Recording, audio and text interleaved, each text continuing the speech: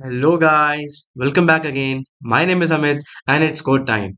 So we are back again with another Lead Code Daily Challenge, and today we finally have got a hard question in our hand, and the name of the question is sliding puzzle. So without wasting any further time, let's start with the question. देखते हैं आज का question क्या कहता है. On a 2x3 board, there are 5 tiles labeled from 1 to 5 and an empty square represented by 0. A move consists of choosing 0 and a 4 directionally adjacent number and swapping it. तो basically क्या है, हमारे पास 2x3 का board है. ठीक है, 2x3 board कैसा दिखता है? 2x3 बोर्ड ऐसा दिखता है, राइट, इस तरीके का. ओके, तो क्या कहते हैं कि हमारे पास 2x3 का बोर्ड है और उस पर 5 टाइल्स हैं जिनका नंबर है 1 से 5 तक. ओके, सो बेसिकली एक 2x3 में 6 सेल्स होते हैं, उसमें 5 सेल्स ऐसे हैं जिन पे 1 to 5 का नंबर लिखा हुआ, 1 2 3 4 5. And there is one empty square which is labelled as zero. Zero का मतलब क्या है? वो एक एम्प्टी स्क्वायर है, वहां पर कोई भी टाइल नहीं है. अब मूव क्या होता है? अब move consist of choosing zero and a four directionally adjacent number and swapping it. So basically जहां पर जीरो है, जीरो के एडजेसेंट जो भी नंबर है या फिर जो भी टाइल है, तुम उसको स्वैप करा सकते हो. अगर आपने कभी एक बहुत फेमस गेम होता है जिसमें आप टाइल को स्वैप कराते हो, राइट, आपको एक पैटर्न बनाना होता है by by sliding the tiles, right. So ये जो क्वेश्चन है, ये जो एग्जाम्पल दिया हुआ है, ये मूव जैसे काम कर रहा है. It is very similar to that game, right, जिसमें आप टाइल्स को मूव करते थे, स्लाइड करते थे, अप डाउन राइट लेफ्ट. ठीक है, इसमें भी वही करना है कि जहां पर भी एम्प्टी स्क्वायर है, सिंपल सी बात है, आप टाइल को वहीं शिफ्ट करा सकते हो. तो सिंपल सी बात है, जहां पर खाली स्पेस है तो क्या आप लेफ्ट से करा सकते हो, ऊपर से करा सकते हो, राइट से करा सकते हो, और डाउन से ऊपर की तरफ टाइल को ला सकते हो. तो आपके पास 4 एडजेसेंट नंबर्स होते हैं और आप उनको स्वैप करा सकते हो. स्वैप का मतलब क्या है? उस टाइल को वहां पर मूव करा सकते हो. सिंपल सी बात है, जहां पर से आप टाइल को मूव कराओगे, उस टाइल की जगह पे जीरो आ जाएगा, और जहां पर जीरो था वहां पर वो टाइल आ जाएगा. तो that's why it's called swapping it, right. अब जो state of the board is solve if and only if the board is 1 2 3 4 5 0. तो जो बोर्ड है ना, उसको हम सॉल्व तब बोलते हैं जब तुम्हारा जो बोर्ड हो ना, वो कुछ ऐसा देखे कि पहले में वन हो, पहली रो में 1 2 3 हो, और दूसरी रो में 4 5 और लास्ट में जीरो हो. जो सबसे आखिरी वाला सेल है उसमें जीरो हो, इसका मतलब एम्प्टी स्क्वायर सबसे आखिरी में होना चाहिए. Then your board is called solve. Okay, given the puzzle board, return the least number of moves required so that the state of the board is solved. If it is impossible for the state of the board to be solved, return -1. तो तुमको क्या बताना है? तुमको initially कोई एक state of board दिया होगा. सिंपल सी बात है, it can be any state, कोई भी स्टेट हो सकता है, राइट. और तुम्हें बताना है कि कितने नंबर ऑफ मूव्स में तुम उस बोर्ड को सॉल्व कर सकते हो, right. You have to tell the number of least number of moves, minimum number of moves, such that your board is solve. और अगर अगर तुम उस बोर्ड को सॉल्व नहीं कर सकते, if you are unable to solve the board, then you have to return -1. अगर आंसर पॉसिबल नहीं, you have to return -1, right. Now let's go to the first test case. पहले टेस्ट केस में हमारे पास क्या आता है? We have 1 2 3 and 4 0 5. तो हमारे पास कैसा बोर्ड दिया हुआ है कि भाई 1 2 3 है और 4 0 5 दिया हुआ है. आप देख सकते हो कि पहली वाली जो रो है वो पहले से ही अरेंज्ड है करेक्टली, करेक्ट ऑर्डर में. दूसरी वाली रो में आप देख सकते हो, अगर मैं 5 को लेफ्ट में घुमा दूं, अगर मैं 5 को लेफ्ट में घुमा दूं यहां पर, तो क्या होगा? 5 यहां पर आ जाएगा और 0 यहां पर आ जाएगा. तो मेरा फाइनल स्टेट अचीव हो जाएगा ना मेरे को, राइट. तो that's why I can see that I can just perform a single operation and I can get my final board configuration, right. So the minimum number of moves is what? 1. Let's go to the second test case. Second test case में क्या है? 1 2 3 5 4 0. अब simple सी बात है, अगर आप move करा के देखना शुरू करोगे तो बहुत पॉसिबिलिटीज है. अगर आप मूव कराने की कोशिश करोगे ना बोर्ड में वैल्यूज को, तो आप देख सकते हो, आप चाहे 3 को नीचे ले आओ, चाहे 4 को राइट में ले आओ. तो अगर आप ट्राई आउट करके भी देखोगे ना, तो एंड में ऐसा होगा कि आप बार बार सेम स्टेट पे घूमते रहोगे, लेकिन आप कभी भी 1 2 3 4 5 0 पे नहीं आ पाओगे. आप कभी भी 1 2 3 4 5 0 पे नहीं आ पाओगे, राइट. वो प्रॉब्लम है. अब इसका मतलब है कि इस बोर्ड पे आप चाहे जितनी बार ऑपरेशन अप्लाई कर लो, चाहे जितनी बार मूव्स यूज कर लो, आप कभी भी फाइनल कॉन्फ़िगरेशन पे नहीं पहुंच पाओगे. And that's why the answer is -1. अब मैं आपको ये दिखा सकता अगर कॉन्फ़िगरेशन जो होते, नंबर ऑफ कॉन्फ़िगरेशन होते, वो छोटे होते. सिंपल सी बात है, अगर मैं इसको ट्राई भी करूंगा ना चलाने की, अगर एक एक अप्रोच आपको एक एक कॉन्फ़िगरेशन बना के दिखाऊं, so it will take a lot of time, क्योंकि काफी सारे कॉन्फ़िगरेशन बन सकते हैं. जैसे मैंने 3 को नीचे कर दिया तो 1 2 0 5 4 0 5 4 3 बन जाएगा. अब मैं चाहे तो क्या कर सकता हूँ, 2 को राइट में मूव करा दिया तो क्या हो जाएगा? 1 0 2 5 4 3 बन जाएगा. अब मैं चाहे तो 4 को ऊपर ले आऊं, चाहे तो 1 को राइट में ले आऊं. तो ऐसे देखोगे तो बहुत सारी पॉसिबिलिटीज बनती चली जाती है. ठीक है, तो मैं सबको लिख तो नहीं सकता, बट वी कैन सी कि आंसर -1 है. दिस मींस कि सिंपल सी बात है, answer is does not exist, right. So then we come to the final test case. Third test case में हमारे पास क्या है? 4 1 2 5 0 3. ठीक है, हमारे पास जो बोर्ड दिया हुआ है दैट्स लाइक व्हाट 4 1 2 5 0 3. अब इस पे जरा ऑपरेशन अप्लाई करके देखते हैं. सबसे पहले हमारे पास क्या आता है? आफ्टर मूव जीरो क्या होता है? तुम अच्छा, इनिशियली तो ऐसा है, इनिशियली तुम देख सकते हो कि हमारा बोर्ड ऐसा दिखता है. इनिशियली और बोर्ड इज लाइक 4 1 2 5 0 3. अब तुम पहला मूव अप्लाई करते हो, क्या करते हो? तुम जीरो को यहाँ पर ले आते हो, तुम जीरो को लेफ्ट पे ले आते हो. देखो इन्होंने लिखा भी हुआ है, जीरो को यहाँ ले आते हो. तो योर कॉन्फ़िगरेशन बिकम्स 4 1 2 एंड 0 5 3. उसके बाद क्या है? सिंपल सी बात है, तुम क्या करोगे? यहाँ पर तुम क्या कहते हैं, 0 और 4 को शिफ्ट करा दोगे। यहाँ पर 0, यहाँ पर 5, यहाँ पर 3 है। अब 0 और 4 को शिफ्ट कराओगे तो क्या होगा, 0 ऊपर चला जाएगा, 4 नीचे आ जाएगा। So you will get 0 1 2 and what 4 5 3। तो क्या हो जाएगा, 0 1 2 एंड 4 5 3। अब तुम क्या कर सकते हो, 1 को लेफ्ट में मूव कराओ तो तुम्हारा नया कॉन्फ़िगरेशन क्या बनेगा, 1 0 2 एंड 4 5 3। 1 0 2 4 5 3 यहाँ पर तुम देख सकते हो, राइट। अब क्या करते हैं, अब 2 को लेफ्ट में मूव कराते हैं तो क्या बन जाएगा, 1 2 0 4 5 3। अब फाइनली हमको क्या करना है, बस 3 को ऊपर ले जाना है और हमारा फाइनल कॉन्फ़िगरेशन अचीव हो जाएगा, 1 2 3 4 5 0, राइट। तो इसका मतलब विद इन 5 मूव्स, सिंपल सी बात है, आप और भी ऑपरेशन अप्लाई करके देख सकते हो। You can try out all different combinations कि आप कैसे कैसे प्रोसीड कर सकते हो, बट यू विल सी कि minimum number of moves required to reach the final configuration in this case would be 5। आप देख सकते हो 5 मूव्स में हम अपने फाइनल स्टेट पे पहुंच गए, राइट। सो आई होप कि ये एक्सप्लेनेशन क्लियर था कि ये स्टाइल मूविंग कैसे हो रही है और how do we have to find the minimum number of moves. Now let's go to the constraints. Constraints में कुछ ज्यादा बस है नहीं, क्योंकि सिंपल सी बात है, हमारा बोर्ड पहले से ही फिक्स्ड है। The size of the board is was two it is 2 cross 3। तो 2 रोज हैं, 3 कॉलम्स हैं। इट्स सिंपल सी बात है, 6 सेल्स हैं टोटल मिला के, ठीक है। And the value of the each element in the board would be ranging from 0 to 5। So basically 0 से लेके 5 तक सारे नंबर भरे होंगे और every value is unique. Simple सी बात है, कोई भी वैल्यू 2 बार रिपीट नहीं होती है। 0 एक बार है, 1 एक बार है, 2 एक बार है, 3 एक बार है, 4 एक बार है, 5 एक बार है। सिंपल सी बात है, 6 वैल्यूज हो गई काउंट में, right. So I hope the constraints are clear. और कंस्ट्रेंट्स में वैसे तो कुछ खास था नहीं, and the explanation is also clear. अब सोचते हैं कि इसको करना कैसे, how do we solve this problem, ठीक है। अब सिंपल सी बात है, हमको कहा गया है कि मूव अप्लाई तो करना ही। सिंपल सी बात है, there is no other way than applying the move. हम ऐसा कोई डायरेक्टली, अगर आप बैठोगे सोचने का कि कोई डायरेक्टली मुझे फाइनल स्टेट के लिए मूव्स मिल जाएंगे, भाई कैसे हो सकता है। सो टू बी ऑनेस्ट क्या सिंपल सी बात है, अगर आप ट्राई भी करोगे तो आप नहीं निकाल पाओगे। There is no direct step, direct way to get the minimum number of moves. एक ही तरीका है कि आप मूव अप्लाई करके देखते जाओ, और जैसे ही आप फाइनल स्टेट पे पहुंच जाते हो, जितने भी नंबर ऑफ मूव्स अभी तक आपने काउंट किए हैं वही आपका आंसर बन जाएगा, ठीक है। आप क्या करोगे, every time you will try to minimise the number of moves. आप क्या करोगे, आप हर एक स्टेट को देखोगे, अपने अगल बगल नेक्स्ट स्टेट जो पॉसिबल है उन पे जाओगे, देखोगे क्या ये मेरा फाइनल स्टेट है। अगर है तो इसका मतलब है कि you have achieved your final configuration, और आप अपना आंसर रिटर्न करा दोगे। इन केस नहीं है तो आपको और आगे फॉरवर्ड मूव करना पड़ेगा, right. So we go to our approach. So आज एक ही अप्रोच है और वही फाइनल अप्रोच भी है। The only simple way is try out different configurations of the board and check if it's your end state. The time taken to try out all the configurations and checking if it's the end state is, तो basically हमें सारे configuration try out करने पड़ेंगे और फिर हम check करेंगे कि जो हमारा करंट कॉन्फ़िगरेशन है वो क्या है, फाइनल स्टेट है कि नहीं है। तो टोटल 6 सेल्स है हमारे पास। कितने कॉन्फ़िगरेशन पॉसिबल है, सिंपल सी बात है, हर एक सेल में एक यूनिक वैल्यू डाल सकते हो। हर एक सेल में एक यूनिक वैल्यू डाल सकते हैं। हमारे पास टोटल सेल्स कितने हैं, 2 क्रॉस 3 का मैट्रिक्स है, इसका मतलब हमारे पास 6 सेल्स है और हर एक सेल में यूनिक वैल्यू जाएगी। So therefore the possible combination, the possible configurations of the grid are what, 6 factorial, जो कि मैं कह सकता हूं n into m का factorial। so therefore we have 6 factorial configurations of the board possible। At the same time उसको check करने के लिए कि भाई वो सही ऑर्डर में है, कि तुम्हारा 1 2 3 4 5 0 फाइनल स्टेट पहुंचा है कि नहीं। That will take how much time, that will take n cross m time, right. That will take n cross m time. So total time complexity कितनी बनती है, it becomes n into m factorial into n cross m। So in the worst case, simple सी बात है, क्योंकि कोई ऐसा constraint का रेंज तो है नहीं, तो 6, सिंपल सी बात है, n क्रॉस m 6 ही रहेगा, क्योंकि 2 क्रॉस 3 फिक्स है। तो टोटल नंबर ऑफ ऑपरेशंस कितने पड़ेंगे, 6 का फैक्टोरियल होता है 720, 720 इंटू 6 4320। सो बेसिकली 4320 स्टेप्स में तुम अपना आंसर ढूंढ सकते हो हमेशा।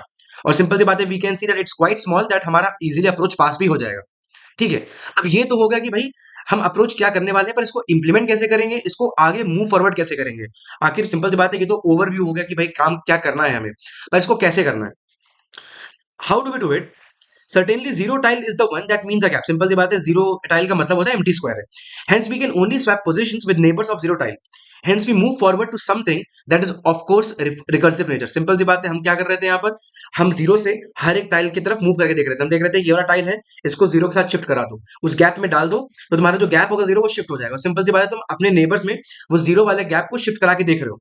तो ये क्या है, ये it is some sort of recursive nature, कि तुम नेक्स्ट स्टेप पे जा रहे हो, फिर तुम फिर से अप्लाई करोगे ऑपरेशन, फिर तुम देखोगे तुम करंट किस स्टेट पे पहुंचे हो। So you can see it's kind of a recursive operation, right. तुम बार बार अप्लाई करते जा रहे हो, देख रहे हो कि तुम अपने एंड स्टेट पे पहुंचे कि नहीं पहुंचे।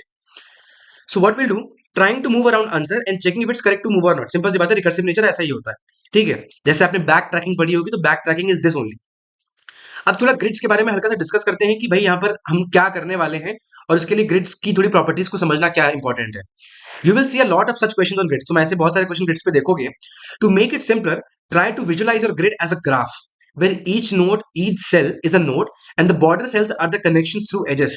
सो बेसिकली मेरा कहना ये है कि आप ऐसे क्वेश्चन बहुत सारे देखोगे जहां पर आपको क्या कहते हैं, जो ग्रिड होगा उस पर आपको ऐसे ऑपरेशन लगाने को कहे होंगे। ऐसे केस में इट्स इजियर टू विजुअलाइज कि आपका जो ग्रिड है ना वो एक ग्राफ के जैसा है। सिंपल सी बात है, आगे चल के आप कभी टॉपिक्स पढ़ोगे डीपी ऑन ग्रिड्स, ठीक है, तो DP on grids is nothing different than DP on graphs.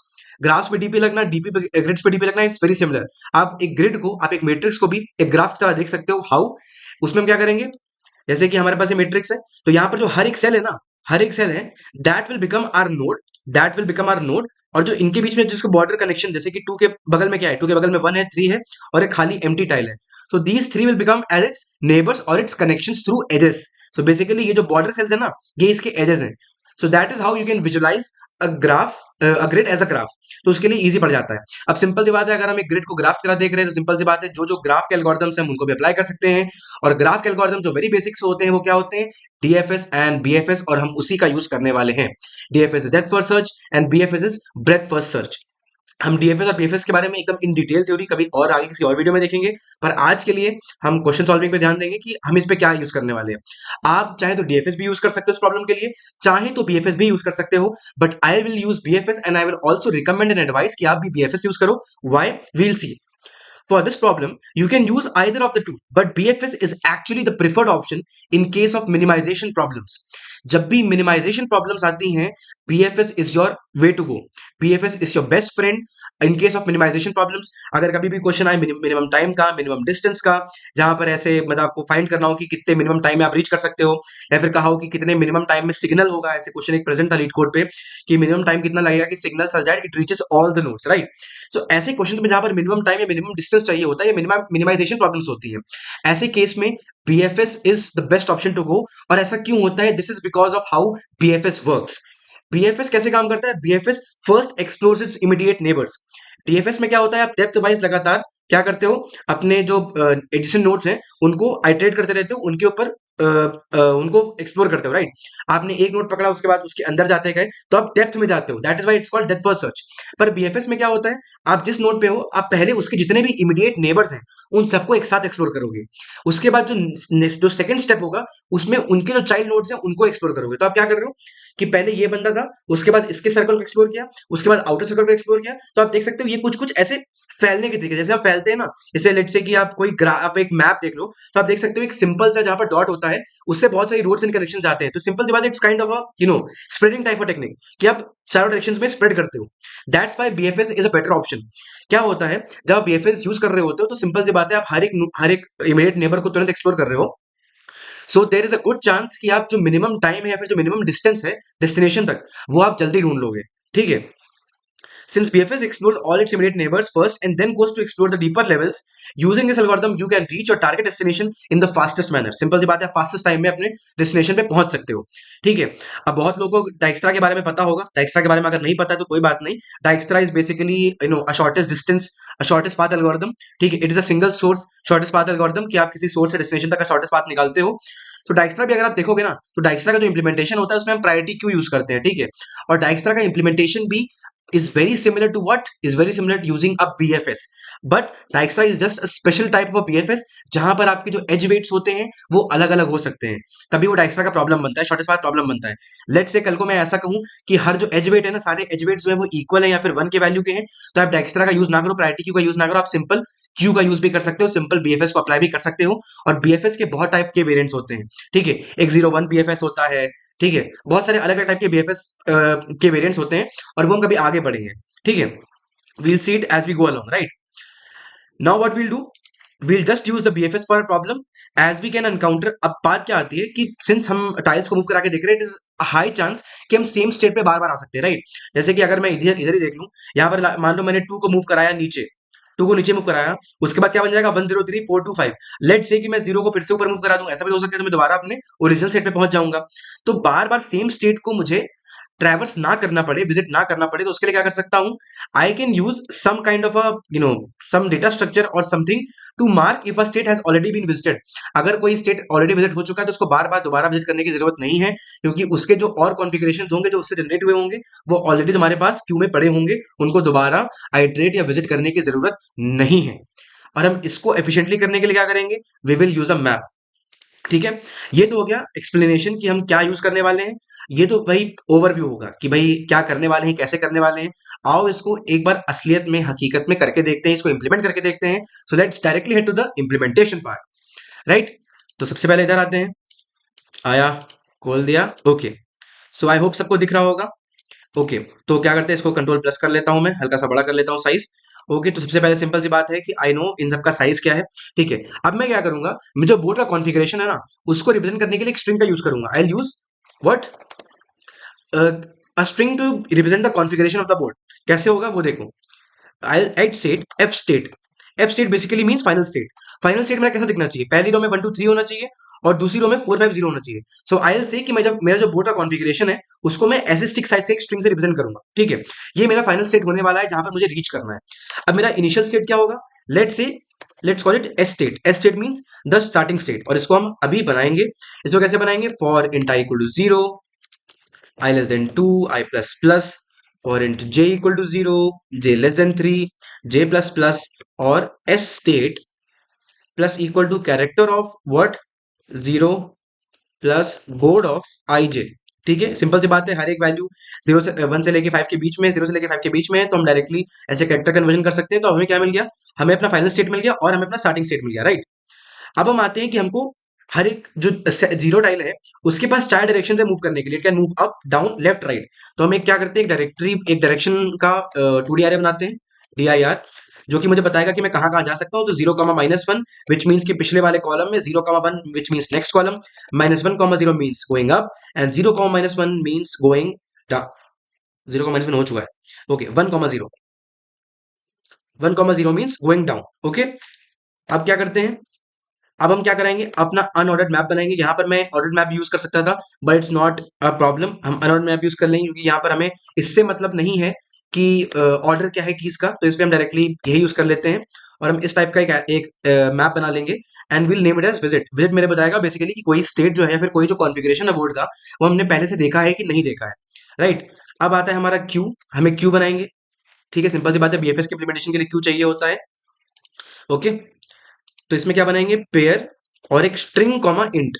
ठीक है, स्ट्रिंग कॉमा इंट टाइप का क्यों बनाया, तो बेसिकली यहाँ पर दो चीजें होंगी। स्ट्रिंग का मतलब होगा मेरा जो करंट बोर्ड का कॉन्फ़िगरेशन है, और इंट यहाँ पर बताएगा कि मेरे कितने नंबर ऑफ मूव्स लगे हैं इस कॉन्फ़िगरेशन पे आने तक के लिए।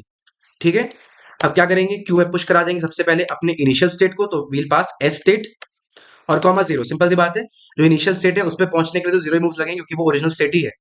और क्या करेंगे, इसको कर देंगे मार्क, इसको कर दिया हमने मार्क। ठीक है, इसको कर देते हैं ट्रू। अब हम अपना बीएफएस को स्टार्ट कर सकते हैं। What will do, while not Q dot empty, जब तक क्यू खाली नहीं हो जाता।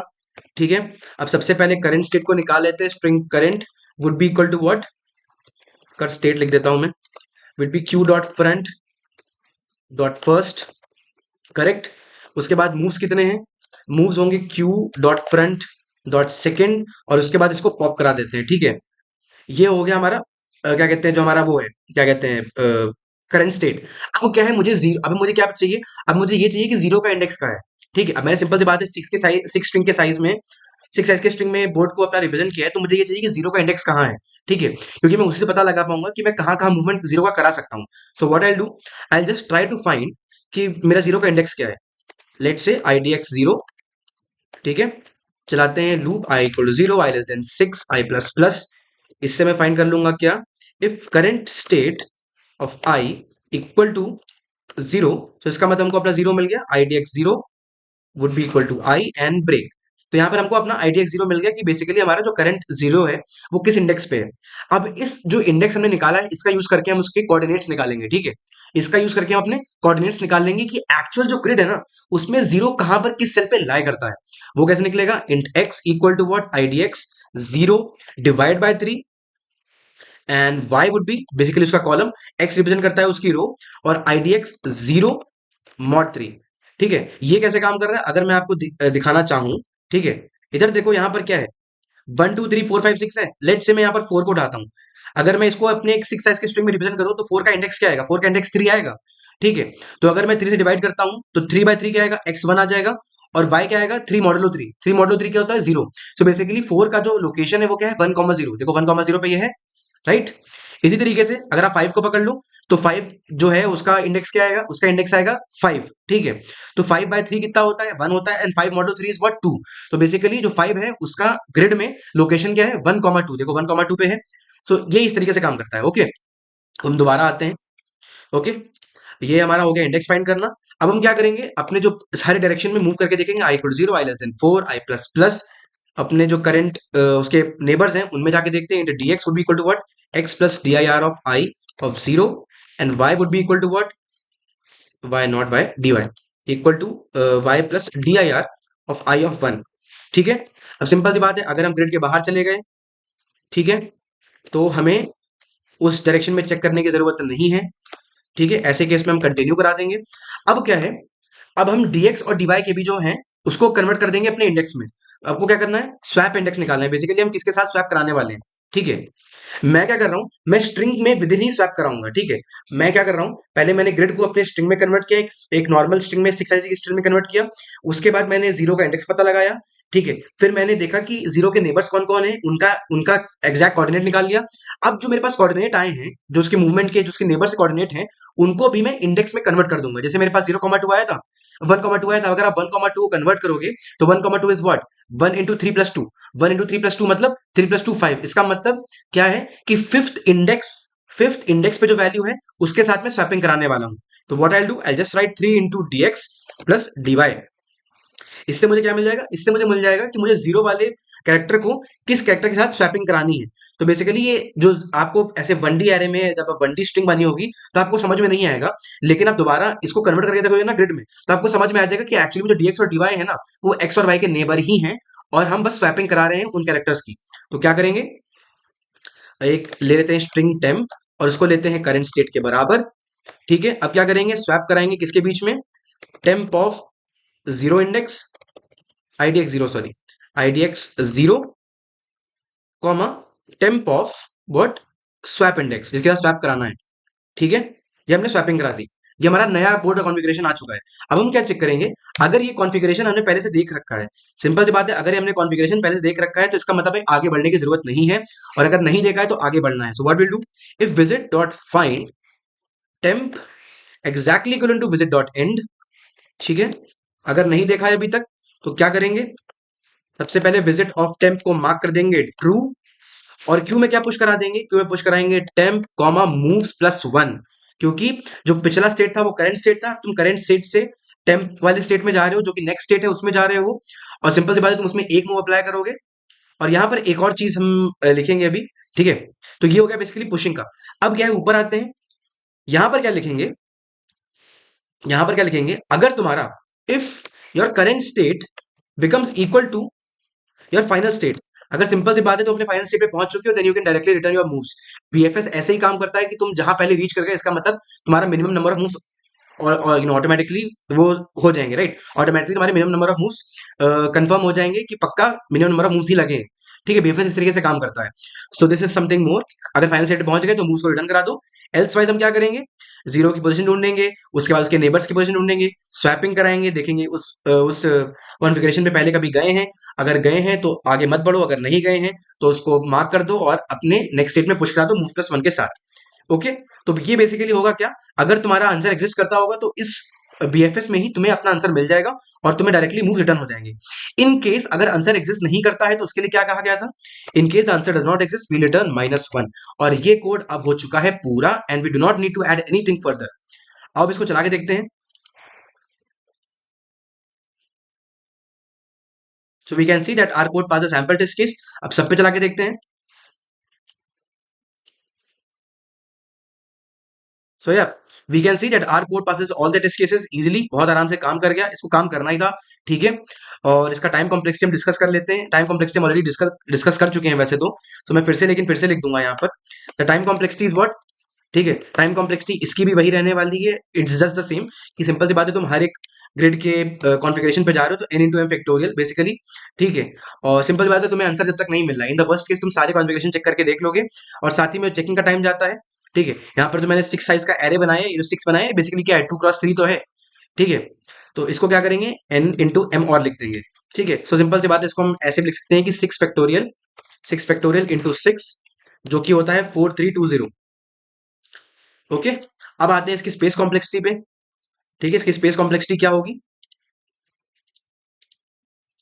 इसकी स्पेस कॉम्प्लेक्सिटी सिंपल सी बात है, हमने एक मैप यूज किया है जो कि सारे कॉन्फ़िगरेशन को स्टोर करेगा। और इन द वर्स्ट केस हमारे पास क्या है, हमारे पास कितने n into M factorial number of configuration आ सकते हैं। तो इसका स्पेस कॉम्प्लेक्सिटी क्या होगा? n इंटू एम का factorial. And this is the space complexity of this approach. तो टाइम और स्पेस दोनों डिस्कस कर लिया। एक बार फिर से ओवरव्यू ले लेते हैं पूरे कोड का। सबसे पहले क्या किया, अपना फाइनल स्टेट डिक्लेयर किया, इनिशियल स्टेट फाइंड किया, उसके बाद डायरेक्शन एरे, एक विजिट मैप ले लिया ये मार्क करने के लिए कि हमने किसी स्टेट को विजिट किया है कि नहीं है। उसके बाद एक क्यू बनाया जिसमें स्ट्रिंग और इंट होगा, तो करंट स्टेट है और जो उस पे पहुंचने के लिए मूव्स लगे हैं। Then we start our BFS. ठीक है, बीएफएस में देखते हैं कि अगर हम अपने स्टेट पे आ चुके हैं तो we return our moves. Else हम क्या करेंगे, जीरो इंडेक्स देखेंगे कहां पर है, उसके नेबर्स को फाइंड करेंगे। उसके बाद क्या करेंगे, स्वैप कराएंगे जीरो को और उसके नेबर्स के साथ में, चेक करेंगे कि जो नया स्टेट आया है वो ऑलरेडी विजिटेड है कि नहीं है। अगर विजिटेड है तो छोड़ दो, अगर नहीं है तो उसको और आगे विजिट करो। In case the answer does not exist, you return -1 and that is all guys. तो this was all for today guys. I hope you like the explanation, I hope you like the approach and the coding part. If you do like, then do like, share, subscribe and comment. ठीक है, पिछले काफी time से I am seeing कि पिछले एक हफ्ते से the views are going down and down. So लगातार व्यूज कम होते जा रहे हैं। और टू बी ऑनेस्ट इसके वजह से the YouTube algorithm will stop recommending my videos to you. तो मैं चाहूंगा कि प्लीज आप थोड़ा टाइम निकाल के थोड़ी देर के लिए वीडियोस को पक्का देखो। अगर पूरा नहीं देख पा रहे हो एटलीस्ट अप्रोच को तो पूरा एंड तक देखो, अप्रोच को तो समझ ही लो कि अप्रोच कैसे काम कर रही है। राइट, एंड सब्सक्राइब करो यार, बेल आइकन को प्रेस कर दो such that you get daily updates from my side, क्योंकि हर दिन वीडियोस आते रहते हैं इसी सेम टाइम पे। Right, and best of luck for your exam. जिसके भी चल रहे हैं, जिनके ओवर हो गए हैं, तो आप दोबारा वीडियोस को देखना स्टार्ट कर सकते हो, it's a good time. Okay, and you can follow me on LinkedIn and Instagram. Those links will be in the description. You can also join our WhatsApp community channel and the Telegram channel for daily updates. ठीक है, तब तक के लिए bye bye guys. हम कल फिर मिलेंगे एक और क्वेश्चन के साथ। लेट्स से कि कल हार्ड आता है, मीडियम आता है या फिर इजी आता है। And till then just guessing की जो भी होगा। And bye bye guys, happy day है।